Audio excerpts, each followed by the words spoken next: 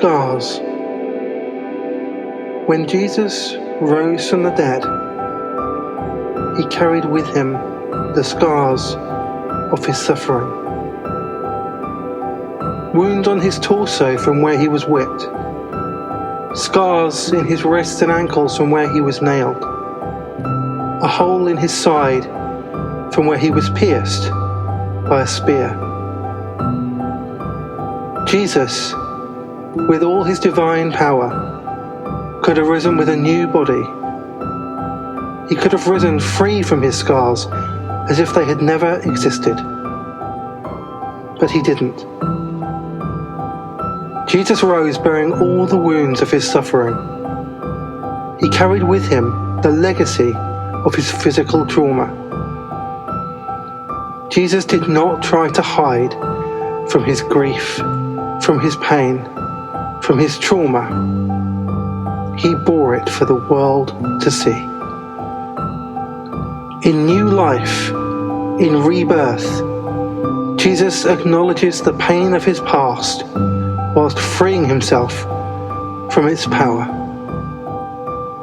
At a time when so many of us are carrying fear, anxiety, trauma, and grief within us, may we not try to hide ourselves from it.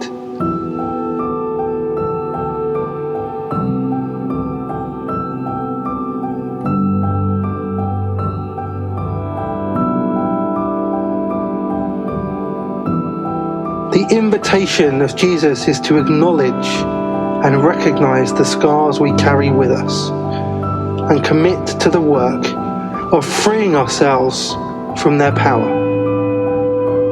May the resurrection of Jesus be an example to us of how when we acknowledge our grief, our trauma, and our wounds, and we commit to the work of healing, there is new life. There is a new beginning. May we know how death, grief, and trauma does not have the final word. May our eyes be opened to see how beyond the present suffering there is hope.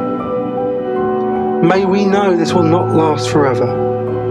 And if we do the work of naming our scars and leaning into the pain, that we too can find freedom, new life, and a deeper intimacy with both ourselves and the divine.